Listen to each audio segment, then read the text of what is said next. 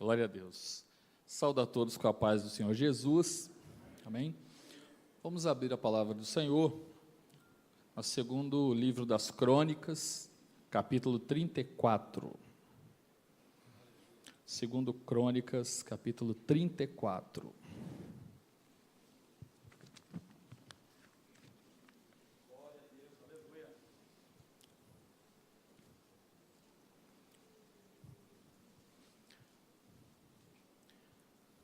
Quem encontrou, diga amém. E quem não encontrou, continua procurando. Segundo Crônicas 34. Estou ouvindo os folheados ainda, né? Quando é Salmos é mais fácil, né? Quando é Mateus, né? Segundo Crônicas 34. A palavra do Senhor diz assim: tinha Josias 8 anos, quando começou a reinar, e 31 anos reinou em Jerusalém, e fez o que era reto aos olhos do Senhor, e andou nos caminhos de Davi seu pai, sem se desviar deles, nem para a direita, nem para a esquerda. Mantenha sua Bíblia aberta aí, pode assentar, para a gente acompanhar alguns versículos aí. Quando a gente tem a experiência de começar a caminhar na presença de Deus, e quando você é neófito, ou seja, quando você chega e já aceitou Jesus, ou até às vezes quando você já nasceu no lar cristão, mas você ainda não tem maturidade, mas você vai caminhando e vai crescendo, Deus coloca nas nossas vidas pessoas para nos auxiliar, líderes, né? Professores de escola dominical, obreiros, pessoas que fazem parte da nossa caminhada. Eu tenho certeza que você que já tem mais um tempinho de evangelho aí, vai lembrar, né, do seu professor lá de escola dominical, né, de várias pessoas que passaram na sua vida, para que você pudesse ter uma trajetória. Pessoas abençoadas, pessoas que te deram direcionamento, porque muitas pessoas vêm para a casa do Senhor e às vezes não tem uma referência familiar, às vezes não teve um pai presente, carinhoso, às vezes não teve uma mãe, às vezes passou um período da infância difícil, ou às vezes até os lugares que caminhou, e Deus coloca pessoas para acertar, né, essas necessidades que nós encontramos. E o texto que nós lemos fala de um rei de Judá, Josias, que foi um jovem que ele não teve muita referência familiar. Se a gente falar um pouquinho da história dos reis de Israel e de Judá, você vai ver que era uma oscilação.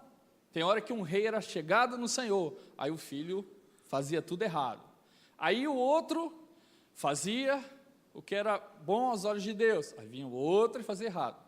Mas Josias teve uma característica, porque tanto o avô como o pai era gente ruim, viu?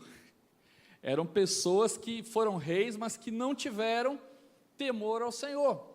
E Josias tinha tudo para ser assim. Só que Deus vem e coloca no coração dele para fazer algo diferente, para ser diferente.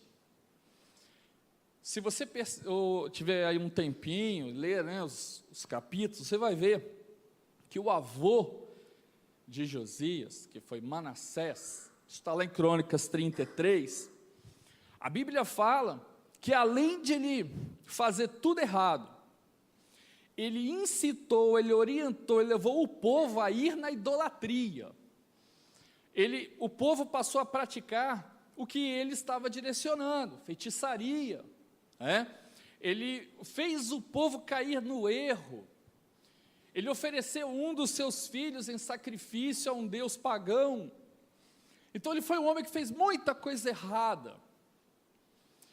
Obviamente que o seu filho Amon, que era o pai de Josias, também foi pior do que o pai.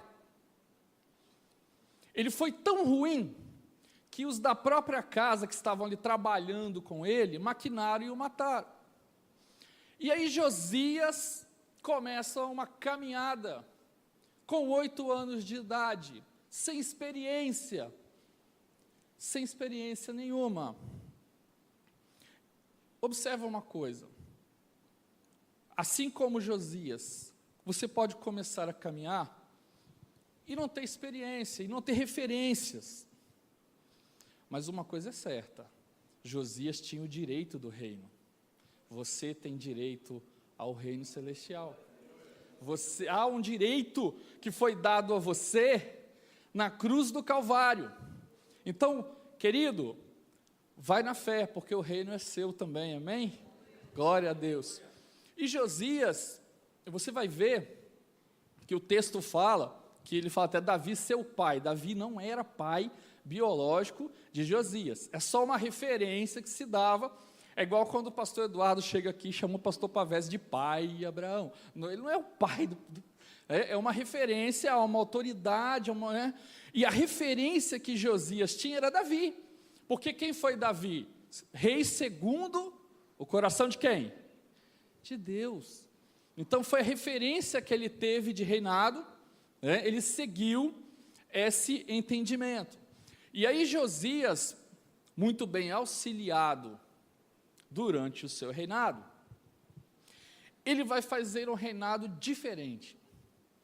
E aí eu quero que você acompanhe comigo aí nos próximos versículos, onde eu vou te dar um curso de coaching, 4 dicas de o que Josias fez para transformar a sua vida.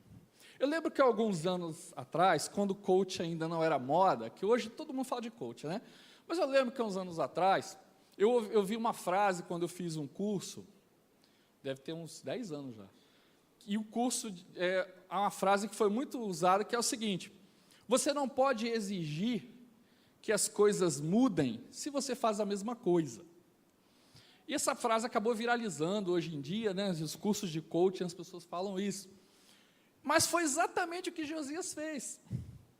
Se ele olhasse para a situação atual, como estava o reinado, porque Manassés e Amon entregaram um reino todo desfacelado. O reino não tinha mais sacerdócio operante, a gente vai falar disso aqui. A coisa estava desleixada, o povo estava adorando a outros deuses, estava uma bagunça. E aí vem Josias, e bem assessorado, a gente vai falar disso aqui, ele transforma. Então a primeira coisa que Josias faz, quando ele percebe que ele tem uma trajetória, ele busca ao Senhor.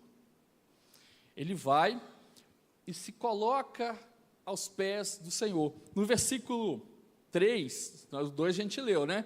Que ele não se desvia nem da esquerda pela direita. Mas o 3 fala assim, porque no 8º ano do seu reinado, sendo ainda moço, começou a buscar o Deus de Davi, seu pai, e no 10º ano começou a purificar Judá. Então a primeira coisa que Josias faz é buscar, é conhecer a Deus, é ter intimidade com Deus. E você vê que o texto fala que ele não desviou nem para a direita da esquerda. Quer ter uma vida diferente, quer mudar a sua história, tenha foco, olha para frente, né? Não olhar para a direita, você ter foco, vai na direção do Senhor, procura conhecer ao Senhor, procura saber quem é Deus. Alguns textos na Bíblia falam assim, e buscou a face do Senhor, vários você vai ver isso. Se você olhar pelo literal disso, ninguém poderia buscar a face do Senhor, porque ninguém podia olhar para Deus, porque se olhasse para Deus morria. O próprio Moisés, né, Deus Lembra, Moisés era um cara top, né? Então ele tinha um relacionamento tão forte com Deus que Deus falou que chamava Moisés de amigo. E mesmo assim, para ver, ele teve que ver de lado. Mas quando fala buscar a face do Senhor, está querendo dizer o seguinte, querido, não é você conhecer Deus de lado, não é aquele Deus longe, aquele Deus sem identidade. Olhar a face de alguém é reconhecer a identidade. Às vezes uma pessoa passa por você ao longe, se você vê a silhueta, né, de costas, às vezes você pode até reconhecer, mas não é assim. Agora quando você olha o rosto da pessoa, você fala, não, esse é fulano, esse você reconhece. Buscar a face de Deus é assim, querido, buscar a Deus, você tem que olhar para Deus e conversar com Ele face a face, é você ter intimidade com o Pai, é você conhecer o Deus. Você vê que ele fala aqui que ele buscou o Deus de Davi, porque era a referência que ele tinha, de paternidade. Buscar a Deus com diferencial, com intimidade, perseguir a vontade de estar com Deus, de ter uma experiência com Deus. Você vai ver que por causa dessa busca, o Josias foi um rei tão diferencial, que lá no livro de Reis, capítulo 23, versículo 25, olha o que diz: e antes dele não houve rei semelhante, que se convertesse ao Senhor de todo o seu coração e de toda a tua alma e de todas as tuas forças, conforme escrito na lei, e depois dele nunca se levantou outro rei. Então você vê como é que ele se tornou um rei íntimo do Senhor, diferente dos outros, de alguns que você vai perceber. Então, quer ir para frente, quer ter foco, quer mudar, quer ter uma vida espiritual, a primeira coisa, busca o Senhor. Amém? Glória a Deus. O segundo ponto, no versículo 4, diz que ele começou a purificar, a santificar, porque estava, as situações, as estruturas de Israel estavam uma bagunça, idolatria para lá, idolatria para cá, uma série de coisas, estava tudo muito complicado. O segundo ponto aqui é que você precisa, no decorrer da sua vida, colocar algumas coisas em ordem. Algumas coisas precisam ser tiradas. Aquilo que era do passado, não é porque eu me converti agora, pronto. Mas você precisa, no decorrer da sua caminhada, começar a tirar algumas coisas que já não fazem mais parte daquele que tem relacionamento com Deus. Então, quando Josias começou a ter relacionamento com Deus, começou a buscar Deus, ele já viu que tinham coisas na vida dele que já não podiam mais estar ali. Algumas coisas são óbvias. Por exemplo, você se converteu, tem uma experiência com Deus, você vai buscar largar o fumo, largar a bebida, outras coisas. Algumas coisas você vai tirar, idolatria. O Espírito Santo vai te direcionando e você vai tirando. Por quê? Porque você quer se santificar. E se você conhece a palavra, você vai tirando, você vai ajustando, você se purifica. Tem coisas que dependem de você. Lembra, se fosse deixar pelo que o povo estava andando, ia ficar a mesma coisa, o templo ia ficar igual, a casa ia ficar igual. Então Josias precisou tomar uma iniciativa, então ele chamou todo mundo e falou assim: gente, vamos nos organizar, isso aqui vai ser limpo, isso aqui vai ser purificado, isso aqui você vai tirar, isso aqui você vai derrubar. Foi desse jeito, foi ação, foi fazendo. Novo, hein? O texto fala que ele fez isso, ele tinha 8 anos de reinado. Se ele começou com 8 anos, ele tinha 16, era um jovem. Novo. Tem coisas que você precisa fazer. Tem coisas que você sabe que você tem que fazer. É lógico que tem algumas coisas que é maior do que a gente, mas lembra, você tem relacionamento com quem? Com Deus. Senhor, me direciona. E aí que Deus assessora, vê que Josias foi assessorado. Teve pessoas aqui, Safã, que foi um sacerdote, e outros mais aqui, que assessoraram ele. Não, vamos derrubar, vamos fazer. Ele foi bem assessorado. Pede ao Senhor: Senhor, se eu não estou conseguindo, coloca alguém no meu caminho que pega na minha mão e vai comigo. A Bíblia fala que é melhor ser dois do que um, né? Quem anda sozinho pode ir mais longe, mas nem sempre vai mais rápido. É o contrário. Ah, obrigado. Você está ligado aí. Quem anda sozinho, né? Então você precisa ajustar. Você precisa ter. O terceiro ponto, que esse é um ponto muito importante, foi ele reparou a casa.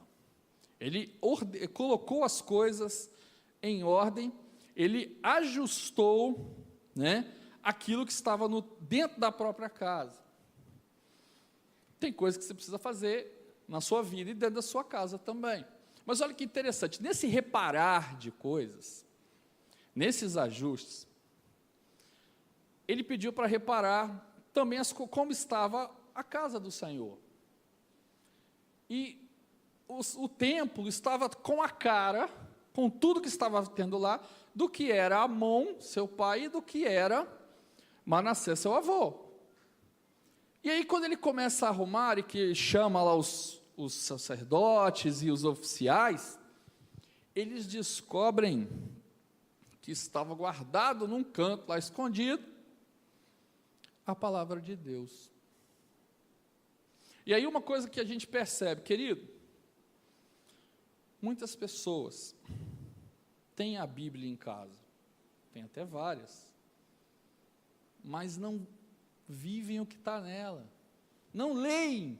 Tem gente que tem Bíblia em casa, mas não lê. Quantos versículos você leu hoje? Ih, já tem um tempinho que eu não leio. Tem pessoas que têm a palavra de Deus em casa, têm acesso, tem até bonitas, às vezes a gente chega na casa, tem as Bíblias nos aparadores, mas se você perguntar o que está escrito ali no detalhe, a pessoa não vai saber, aí não precisa nem ir mais fundo. Querido, Bíblia, palavra de Deus, não pode ficar no canto, tem que trazer. Aí o que acontece? Quando Josias descobre, e na verdade quem achou foi Safã, e que lê para Josias, Josias tem um espanto, porque ele não tinha ainda, lembra, quem era a referência dele? Pai e avô. E aí ele ouve a palavra de Deus. E aí ele tem um impacto. Aquilo toca no seu coração. Então esse ato de colocar as coisas em ordem, precisamos observar os preceitos do Senhor. E aí observa o quarto ponto agora. Depois que ele achou a palavra, depois que ele ouviu a palavra, aí ele começa a ter um conjunto de ações aqui, importantes. Primeiro, no versículo 19, 20 e 21, após ele ouvir, ele chama os principais, chama o povo, e disse, olha, nós precisamos executar uma mudança na nossa vida, porque o que nós estávamos seguindo era errado, estávamos em pecado, mas agora ele observou a lei do Senhor e levou o povo a observar a lei do Senhor. No versículo 30, fala uma coisa que eu acho fantástico, que diz assim, e o rei subiu à casa do Senhor, com todos os homens de Judá e os habitantes de Jerusalém, sacerdotes, levitas e todo o povo, desde o maior até o menor, e ele leu aos ouvidos dele todas as palavras do livro do concerto que tinha se achado na casa do Senhor. Então ele pega e lê para todo o povo aquilo que estava. E o povo, ao ouvir aquilo, o coração se ardeu, se cumpriu, ele pregoou a palavra. E aí você vê uma diferença de Josias muito importante com relação aos seus pais, porque os pais dele eram reis, obviamente que um rei Israel e Judá eram ricos, e eles desfrutaram de poder e do melhor, mas não se preocuparam com o povo. E quando Josias se preocupa com que o povo ouvisse aquilo que ele estava ouvindo também, observa que prosperidade na vida do crente não é amar coisas, é amar pessoas. E quando ele ama, e que ele vê aquela situação, e que ele vê aquele povo transformado, Eu tive uma experiência 2 anos atrás, que, tipo assim, às vezes a gente na caminhada, a gente precisa levar uns tapas na cara de Deus para a gente entender algumas coisas. Há 2 anos atrás, eu tinha um carro, e como bom indivíduo do sexo masculino, a gente gosta de carro, né? E eu tinha um carro que eu estava na rodovia, veio um caminhão e afundou a lateral do meu carro, tantão assim para dentro. Mas eu comecei a ver que tinha outros arranhados, e eu falei assim, eu vou deixar isso aí quando arranhar mais um pouquinho, porque para quem não sabe, se arranhou o seu carro, irmão, não dá para pintar só o arranhado, não, tem que pintar a porta toda, é um trabalho, né, e não sai barato. Então você vai deixando acontecer outros arranhados, para depois você reparar. E um belo dia eu estava de manhã indo para o meu trabalho, e deixei o carro estacionado e fui tomar um café numa padaria. E, de repente, uma senhora, ela sai da garagem do carro dela, e ela vai pegar a via, e ela se embolou com a bolsa. Cuidado com a bolsa no carro, irmãs, hein? A irmã pegou no meio do meu carro certinho, foi uma pancada tão grande, que eu estava na padaria e ouvi. Cheguei lá, a mulher estava em choque, coitada, por ter batido no carro. E aí me chega o marido dela, olhou para aquela situação, minha filha, como é que você conseguiu fazer isso? E aí a gente conversou, troquei uma ideia com ele, ele tinha seguro, orientou, e aí consegui um carro, ele me deu um carro reserva, e o carro foi para o reparo. Aí nesse período a gente foi se conversando, o cara muito educado, né, e tal, a gente foi interagindo, e ele foi falando do que ele trabalhava, mexia com vendas, e aquele, né, fomos conversando. E quando eu fui buscar o carro, pensa num cara feliz, o carro todo novinho, até onde não tinha batido, esse cara consertaram, o carro ficou novo, a porta foi trocada por uma porta nova, não era nada remendado. Eu falei, puxa, que carro, fiquei feliz, né? Fiquei feliz. Falei com ele de novo, agradeci, né? Aquele negócio todo. Passou uns dias, eu fui orar ao Senhor, falei, Senhor, muito obrigado, porque foi um acidente, né? Mas você vê que no final foi melhor para mim. Aí Deus falou para mim num sonho assim, meu filho, mas não era esse o objetivo de você ter um carro acertado. O objetivo é que você tinha que ter falado de mim para aquela família e você não falou. Irmão, eu tomei na cara. Eu fiquei, sabe quando você vai andando e você fica, meu Deus, me perdi uma oportunidade de falar de Jesus para alguém. Eu nem contei isso para minha mulher não, senão ela me ia bater, ficar brava. Mas eu fiquei triste comigo mesmo. Como Paulo fala lá em Coríntios, né, o amor de Cristo nos constrange. Eu fiquei constrangido com Deus, porque eu não falei de Jesus para aquela família. Porque eu não dei uma palavra, que esse era o objetivo. Querido, o que Deus faz na sua vida, não é para melhorar coisas materiais, não. O objetivo dos planos de Deus é sempre que você fale dEle. O objetivo é ganhar almas. Nós estamos aqui para ganhar almas. As outras coisas são acrescentadas. As outras coisas Deus vai dando. Mas o nosso foco tem que ser olhar para as pessoas e testemunhar. E falar, olha, eu conheço Jesus, olha, eu tenho uma experiência com Deus, Deus mudou a minha vida. Lembra de Josias aqui? Meu pai era doido, meu avô era mais doido, mas não, eu tenho uma experiência com Deus, Deus me mudou, e agora eu li o livro, agora eu vou testemunhar, agora eu vou falar para o povo. O nosso foco é almas, o nosso foco é anunciar Jesus. Nós não podemos perder, lembra? Nem desviar nem para a direita, nem para a esquerda. Tem que ter foco, o nosso foco é Jesus, nosso foco é anúncio do Senhor. E aí Josias, ele apregoa, né? Você vai ler outras coisas que Josias fez. Josias foi tão diferencial, que alguns estudos que existem de vários autores, intitulam ele como o último rei bom. E realmente, né, foi o que, você vê que em Reis fala, né? Josias foi um homem diferencial para o povo. E aí eu quero que você observe o seguinte, como tudo que você faz, e a Bíblia fala que o importante é que você dê fruto, Eu queria falar alguns frutos que Josias deu, para que você entendesse que, apesar desse foco, apesar dessas ideias, o objetivo é que você dê fruto. Então, o primeiro fruto que Josias fez foi no versículo 33, ó.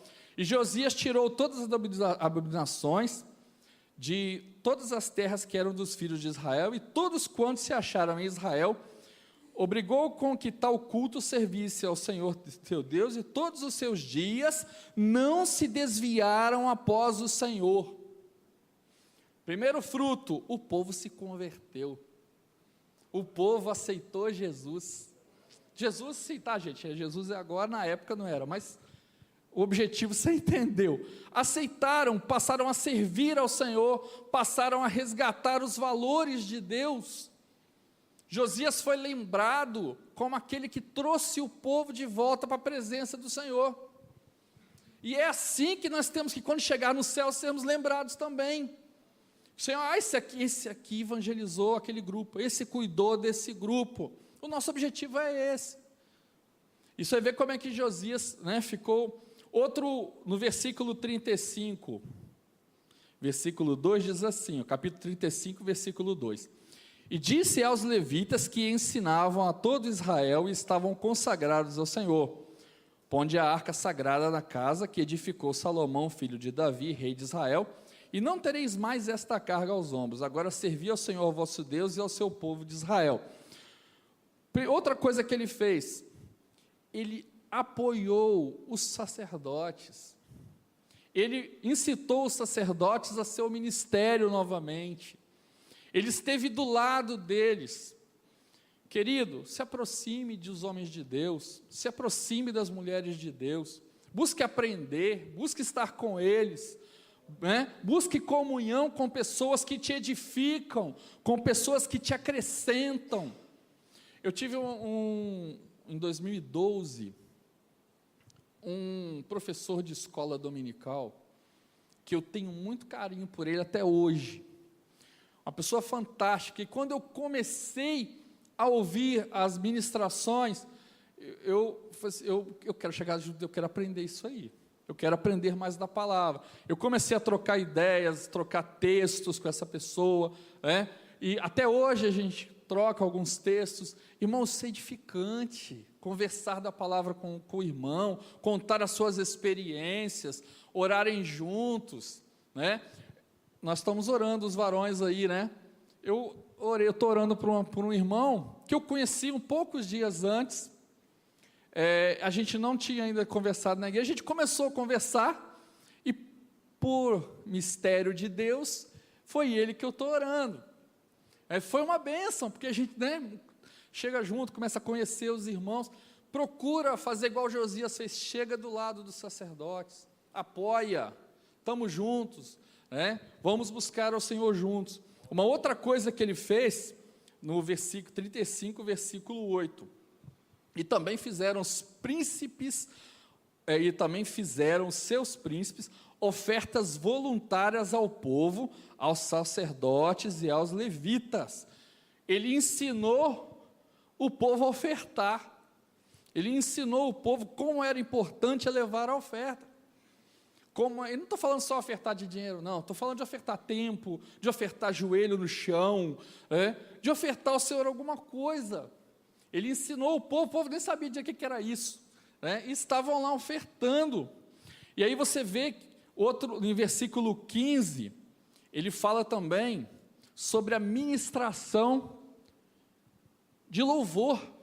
Então ele também levou o povo, incitou o povo à adoração ao Senhor, a aprender sobre louvores. Depois você lê com detalhes em casa aí, tem alguns pontos fantásticos aí no texto, que ele se junta aos louvoristas e leva o povo a um conjunto de adoração. Ele monta toda uma estrutura eclesiástica, tem louvorista, tem oferta, tem mensagem, ele restaura. Você vê que agora, olha a diferença do reinado que começou e do reinado agora. Houve mudança, mas precisou do quê? Dele ir lá e fazer, de ele direcionar. E aí você vê que, por conta disso, no 35:18 fala uma coisa: e nunca houve em Israel uma Páscoa que foi celebrada como aquela. A celebração da Páscoa foi memorial, foi a melhor Páscoa que Israel participou. Está escrito na palavra, não sou eu que estou achando, não. Por quê? Porque teve toda uma estrutura juntos, teve um povo juntos, né, que apregoaram a palavra, que seguiram os preceitos do Senhor. Muitas pessoas daquele reinado nem sabiam o que era celebrar a Páscoa, porque tinha se esquecido, porque tinha ficado de lado. Muitas pessoas ouvem falar de Jesus, mas não sabem que Ele vai voltar, ou até sabem, mas não vivem isso, não vivem que Cristo está às portas, não vivem com anseio, com a vontade de que Cristo vai voltar hoje. Às vezes a gente conversa com algumas pessoas e Jesus vai voltar? Eu ouvi uma vez isso de uma pessoa que falou o seguinte: eu já estou achando que Jesus só não vai voltar nos próximos 100 anos. Eu falei: faz isso não, irmão. Eu estou achando que Ele vai voltar amanhã, e amanhã eu vou achar que Ele vai voltar depois da manhã, assim por diante, e se bobear, eu gostaria que voltasse agora, mas, entende, nós temos que ter um desejo da volta do Senhor. Então eles esqueceram até desses preceitos básicos, é isso que eu estou querendo resgatar, coisas básicas eles tinham esquecido. E aí Deus te chama, uma coisa interessante, por conta dessa característica, aí você vai falar assim: poxa, mas Josias, ele morreu. Claro, todos vão morrer, né, gente? Josias morreu e tal, mas quando ele morreu, a tristeza do povo foi tanta, que a Bíblia fala que eles choraram dias, enquanto os outros não. Mas por quê? Porque ele foi responsável por uma revolução, por uma mudança. E detalhe, ele era capacitado quando ele começou? Não, ele só tinha 8 anos. Mas o que tinha no coração dele era uma vontade de mudar, uma vontade de fazer diferente, uma vontade de olhar para o cenário e falar assim: olha, do jeito que está, eu não quero assim, tem alguma coisa errada, eu preciso mudar, eu preciso fazer com que algo aconteça. E não adianta, já pensou se ele cruzasse os braços e esperasse pelos sacerdotes, pelos oficiais, não ia acontecer nada, porque o rei era ele. Querido, é você, Deus chamou você para ministrar na sua família, para ministrar no seu local de trabalho, para ministrar nos seus vizinhos. Não, às vezes você vai falhar? Vai. Eu dei um exemplo de uma experiência aqui que eu falhei. Mas isso vai servir para, Deus nos leva a outros lugares, Deus nos leva a outras situações, Deus nos leva a falar da palavra, mas você precisa estar atento, você precisa viver esta palavra. Não é a palavra guardada, não é a palavra só o textual, só as letras, mas é no seu coração, é na sua alma. É você ouvir a palavra, você arder por ela, é você querer ler a palavra de Deus, é você viver a palavra de Deus. E aí sim vai ocorrer mudança. E aí, assim como Josias, olha que interessante, Josias, o nome, o Senhor traz a salvação. O Senhor trouxe salvação para a vida dele, para o lar dele, para o reinado dele, para o povo, para quem veio depois. E a vida dele foi, depois toda foi de experiências ele foi um agente para levar salvação. E o Senhor te chama para ser assim também, querido. Você é um agente para levar salvação. Você é um agente que, pela sua boca, pela sua ação, até pelo sorriso seu, Deus pode transformar uma pessoa. Até pelo um bom dia, Deus pode mudar uma pessoa. E aí eu queria pedir para você se colocar de pé.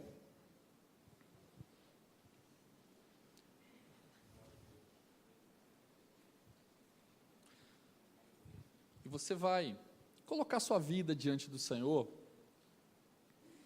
Analisa não é ceia não, mas tem um texto que fala, examine esse homem a si mesmo, né? Examina você, seu coração agora. Está precisando de mudança? Eu sei que todos nós estamos, mas tem algo na sua vida que você precisa, eu preciso mudar isto. Eu preciso com que isto se ajeite. Todos nós temos coisas para mudar. Mas pede ao Senhor, coloca, assim como Josias, que foi um exemplo aqui na palavra, coloca na minha vida pessoas que me ajudem. Coloca em mim um espírito reto. Coloque em mim iniciativa para querer as mudanças, para que eu possa mudar esse quadro que te incomoda. Algo na sua vida tem te incomodado. Apresenta a sua vida ao Senhor nessa hora. Deixa o Senhor falar com você.